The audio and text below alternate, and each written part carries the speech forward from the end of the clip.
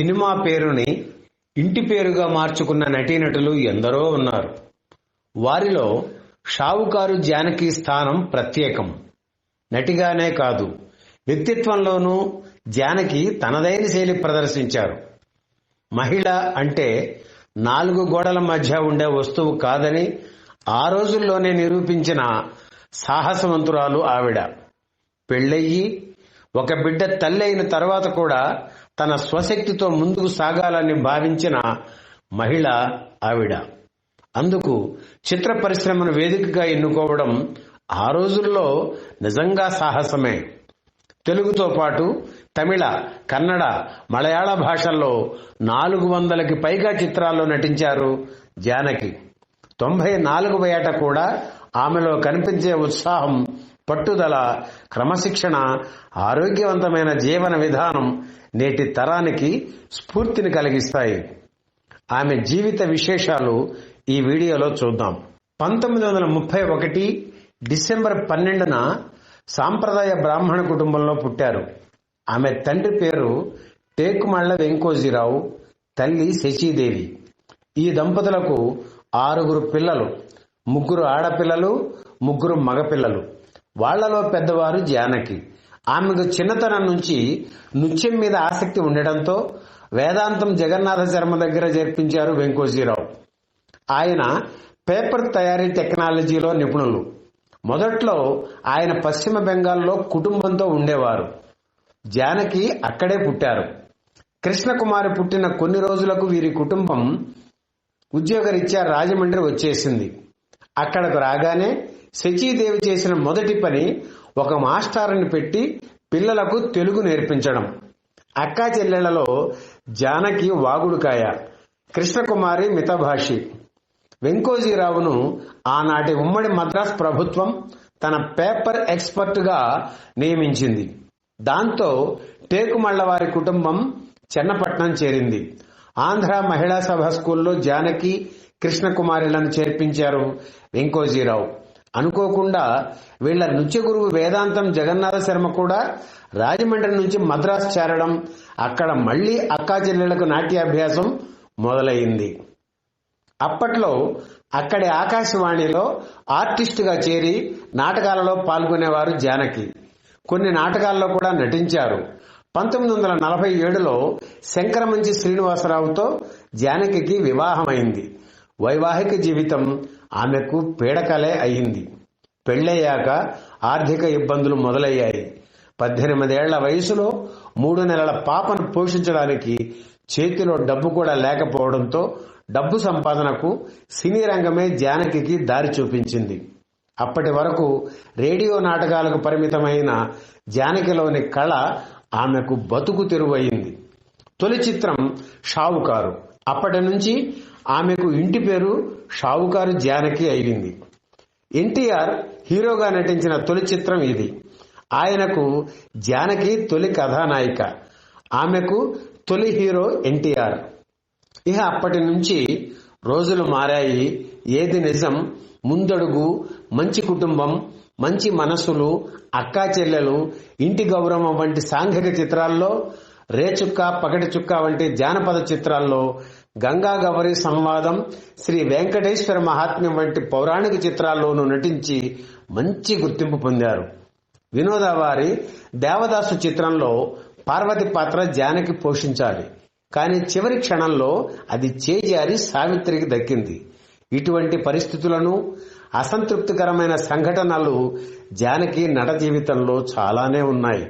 అయినా వాటిని ఎదుర్కొని నిలదొక్కుకోగల మనోస్థైర్యం, మానసిక పరిపక్వత ఆమె నటనా స్థాయితో పాటు పెరుగుతూ వచ్చాయి. ఎన్టీఆర్ సరసన ఎక్కువ చిత్రాల్లో నటించారు జానకి. వారిద్దరూ నటించిన వద్దంటే డబ్బు, జయం మనదే, కన్యాశుల్కం, పెంపుడు కూతురు వంటి చిత్రాలు విజయం సాధించాయి.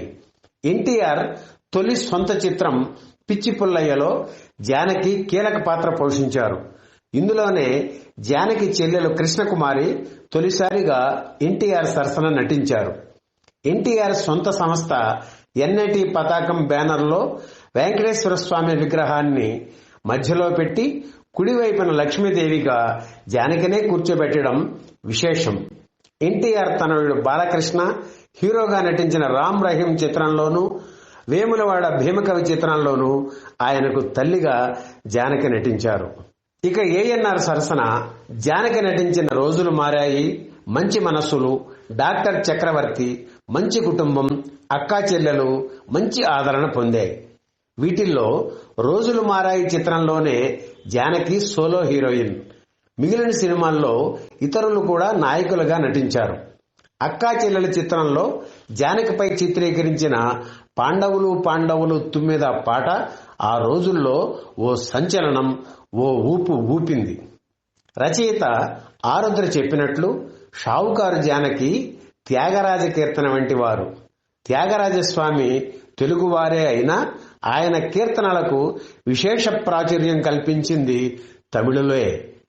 తెలుగులో షావుకారు జానకిని అనుకున్న పాత్రల్లో ఆమె చెల్లెలు కృష్ణకుమారిని నిర్మాతలు ఎన్నుకోవడం మొదలు పెట్టగానే తమిళ చిత్రాల మీద దృష్టి సారించారు జానకి.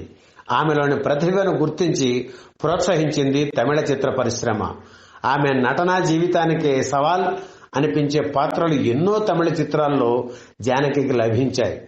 తమిళంలో ఎంజీఆర్, శివాజీ గణేశన్, మలయాళంలో ప్రేమ్ నజీర్, కన్నడంలో రాజ్ కుమార్ సరసన నటించారు జానకి. తమిళంలో శివాజీకి హిట్ పేరుగా నిలిచారు. తెలుగులో విషాద పాత్రల నటి అని ముద్రపడిన జానకితో శివాజీ గణేశన్ తన చిత్రం పుదియ పరవైలో ఒక ఆధునిక గాయని పాత్ర చేయించి ఆమెకు అన్ని రకాల పాత్రలు రావడానికి కారణమయ్యారు. ఇక తమిళ దర్శకుడు కె బాలచందర్ అంటే జానకికి ఎంతో ఇష్టం. వారిద్దరూ ఎంతో స్నేహంగా మెలిగేవారు. బెంగాలీ చిత్రం ఉత్తర ఫల్గున్ జానకి మనసుకి బాగా నచ్చింది. దాని రీమేక్ రైట్స్ కొని బాలచందర్ దర్శకత్వంలో కావ్య తలైవి పేరుతో సినిమా తీశారు. ఆ సినిమా హిట్ కాలేదు.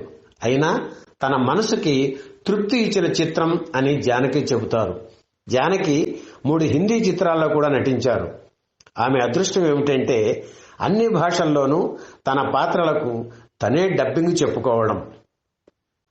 హీరోయిన్ వేషాలు తగ్గగానే జానకి క్యారెక్టర్ రోల్స్ లోకి మారిపోయారు.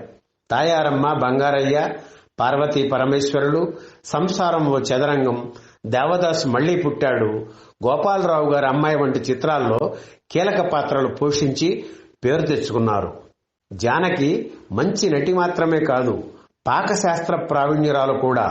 చిత్ర ప్రముఖుల్లో చాలా మంది ఆమె చేతి వంట రుచి చూసిన వారే. పాకశాస్త్రంలో ఉన్న అనుభవంతో చెన్నైలోని చెట్పెట్ ప్రాంతంలో ది కోకోనట్ గ్రోవ్ పేరుతో కొంతకాలం రెస్టారెంట్ నిర్వహించారు. జానకికి 2 ఆడపిల్లలు, 1 కుమారుడు. అందరూ స్థిరపడ్డారు.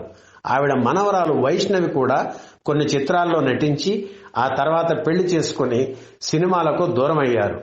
జీవితంలో సాహసాలు, ఒడిదుడుకులు, ప్రేమాయణాలు, విషాదాలు, మధుర ఘట్టాలు అన్నీ చూశాను. ఏవో కోల్పోయానన్న బాధ, లోటు లేవు అంటారు జానకి. పరిపూర్ణ జీవితాన్ని అనుభవించిన సంతృప్తి ఆవిడ మాటల్లో ప్రతిధ్వనిస్తుంది.